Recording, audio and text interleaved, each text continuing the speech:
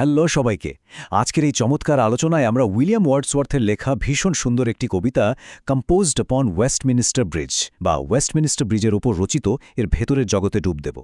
ভাবুন তো, একদম ভোরবেলা, চারপাশ শান্ত, আর আমরা হেঁটে চলেছি একটা ব্রিজের ওপর দিয়ে।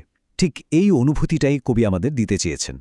স্কুল পর্যায়ের শিক্ষার্থীদের জন্য এই কবিতাটি দারুণ গুরুত্বপূর্ণ, তাই আমরা খুব সহজভাবে একদম গল্পের মতো করে এর প্রতিটি লাইন বোঝার চেষ্টা করব। তো চলুন শুরু করা যাক। একটু চট করে দেখে নিই আজকে আমাদের আলোচনার মূল বিষয়গুলো কি কি। প্রথমত, সকালের দৃশ্যপট। দ্বিতীয়ত, একটি সুন্দর ঘুমন্ত শহর। তৃতীয়ত, সূর্য, নদী এবং নিস্তব্ধতা। চতুর্থত, কিছু মজার সাহিত্যের কৌশল বা পোয়েটিক ডিভাইস। এবং শেষে কবিতার একেবারে মূল ভাব। আমাদের প্রথম পর্ব, সকালের দৃশ্যপট তৈরি। কবি কিন্তু শুরুতেই বেশ জোর দিয়ে একটা কথা বলেছেন। তিনি বলছেন, পৃথিবীতে এর চেয়ে সুন্দর দৃশ্য আর হতেই পারে না। ভাবা যায়, একটা শহরের দৃশ্যকে তিনি পৃথিবীর সবচেয়ে সুন্দর দৃশ্য বলছেন। আর তিনি এও বলছেন যে এত জাদুকরী আর রাজকীয় একটা দৃশ্য না দেখে যে মানুষটা এমনিই পাশ কাটিয়ে চলে যেতে পারে, তার মন বা আত্মা অবশ্যই একদম ডাল বা অনুভূতিহীন। ব্যাপারটা একটু ভেবে দেখুন। এখানে খুব সুন্দর একটা বিপরীত চিত্র ফুটে উঠেছে। একদিকে আমাদের সামনে রয়েছে সূর্যোদয়ের শ্বাসরুদ্ধকর সৌন্দর্য, আর ঠিক তার উল্টো দিকেই রয়েছে এমন একজন মানুষের মনের শূন্যতা, যার এত সুন্দর একটা দৃশ্য উপভোগ করার মতো একটু সময় বা ইচ্ছে নেই। এর মানে হলো, প্রকৃতির এই অপরূপ রূপ সবার চোখে কিন্তু ধরা পড়ে না। এরপর আমরা যাচ্ছি আমাদের দ্বিতীয় পর্বে, একটি সুন্দর ঘুমন্ত শহর। এখন এই জায়গাটা একটু ভালো করে খেয়াল করুন। কবি কি চমৎকারভাবেই না শহরটিকে বর্ণনা করেছেন। তিনি বলছেন, শহরটি যেন সকালের এই স্নিগ্ধ সৌন্দর্যকে একটি পোশাক বা গার্মেন্টের মতো খুব আদরে গায়ে জড়িয়ে আছে, আর চারপাশটা একেবারে শান্ত, নীরব আর উন্মুক্ত। এরপর কবি আমাদের কল্পনাকে যেন আরও একটু উস্কে দিচ্ছেন। তিনি শহরের নির্দিষ্ট কিছু কাঠামোর কথা বলছেন, যেগুলো ওই উজ্জ্বল আকাশের নিচে একদম উন্মুক্ত হয়ে শান্তভাবে দাঁড়িয়ে আছে। সবচেয়ে বড় কথা, সকালের বাতাস একদম ধোঁয়াহীন, আর তাই সবকিছুকে খুব উজ্জ্বল আর চকচকে দেখাচ্ছে। বিষয়টিকে যদি আমরা একটু ভেঙে বলি, তাহলে চোখ বন্ধ করলেই আমরা কল্পনা করতে পারব যে ব্রিজের ওপর থেকে 5টি আলাদা আলাদা ল্যান্ডমার্ক স্পষ্ট দেখা যাচ্ছে: জাহাজ, টাওয়ার, গম্বুজ, থিয়েটার এবং মন্দির। এগুলো সবকিছুই সকালের ওই মিষ্টি আলোয় একদম স্থির এবং ঝলমলে হয়ে দাঁড়িয়ে আছে। এটি কিন্তু আমাদের বাস্তব জীবনের সাথে খুব সুন্দর একটা তুলনা তৈরি করে। জানেন কি, 1802 সালে লন্ডনে দিনের বেলা কয়লার ধোঁয়ায় পুরো আকাশ ঢাকা থাকত। তাই সকালের এই স্মোকলেস বা ধোঁয়াহীন স্নিগ্ধ বাতাস কবির কাছে একটা বিরল জাদুকরী অভিজ্ঞতার মতোই ছিল। ঠিক আজকের দিনের আধুনিক ব্যস্ত শহরগুলোর মতোই এই শান্ত ভোরবেলাটি সারাদিনের ওই কর্মব্যস্ত কোলাহলের চেয়ে একেবারে আলাদা। এবার আসি আমাদের তৃতীয় পর্বে, সূর্য, নদী এবং নিস্তব্ধতা। কবির বিস্ময়টা এখানে যেন বাঁধ ভেঙেছে।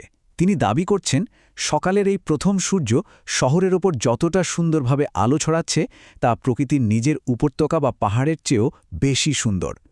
এত গভীর একটা শান্তি কবি আগে যেন কখনো দেখেননি, কখনো অনুভবও করেননি। আর এখানকার সবচেয়ে মুগ্ধ করার মতো লাইন হল এগুলো: টেমস নদী যেন কারো বাধা না মেনে নিজের মিষ্টি ইচ্ছায় খুব শান্তভাবে বয়ে চলছে। ঘরবাড়িগুলো দেখে মনে হচ্ছে ওরা ঘুমাচ্ছে। আর শহরের সেই বিশাল হৃদয় বা মাইটি হার্ট, যা দিনের বেলা প্রচণ্ড কোলাহলে মেতে ওঠে, তা এখন একদম নিস্তব্ধ হয়ে শুয়ে আছে।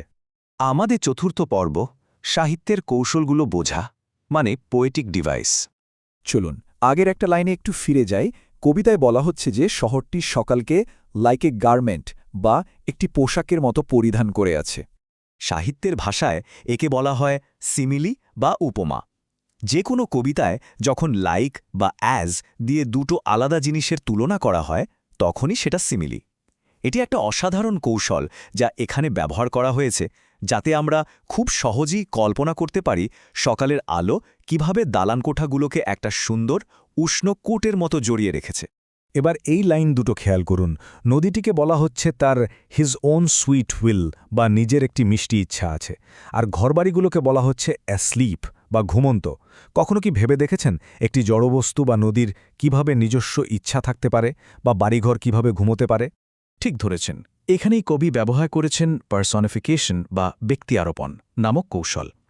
এটি নদী এবং ঘরবাড়িকে একেবারে জ্যান্ত মানুষের মতো বৈশিষ্ট্য দিচ্ছে। এর ফলে এই নিঃশব্দ শহরটিকে যেন একটি বিশ্রামরত জীবন্ত প্রাণীর মতো মনে হয়। দারুণ না ব্যাপারটা?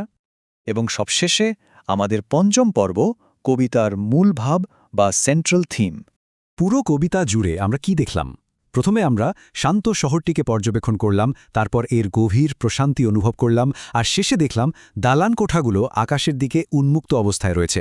এই ধাপগুলোর মধ্যে দিয়ে গেলে আমরা বুঝতে পারি যে মানুষের তৈরি একটা ইট পাথরের শহর আর প্রকৃতির মধ্যে কিভাবে একটি নিখুঁত ও শান্তিপূর্ণ একতা বা হারমোনি তৈরি হয়েছে। আর সত্যি বলতে আমাদের এই পুরো আলোচনার সারমর্ম আসলে লুকিয়ে আছে এই একটি লাইনেই, একটি অত্যন্ত ব্যস্ত আর কোলাহলপূর্ণ জায়গার মাইটি হার্ট বা বিশাল হৃদয়ও যে মাঝে মাঝে আমাদের একেবারে বিশুদ্ধ এবং বিরল শান্তির একটি মুহূর্ত উপহার দিতে পারে, সেটাই এই কবিতার সবচেয়ে বড় শিক্ষা। আমাদের এই শান্ত সকালের হাঁটা প্রায় শেষ পর্যায়ে।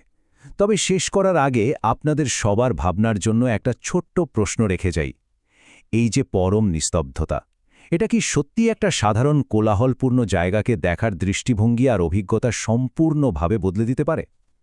এই প্রশ্নটা মাথায় নিয়েই আজকে আমরা বিদায় নিচ্ছি। আশা করি ওয়ার্ডসওয়াথের এই অপূর্ব শহরের দৃশ্যটা আপনাদের মনেও একটা সুন্দর সকালের আমেজ রেখে যাবে।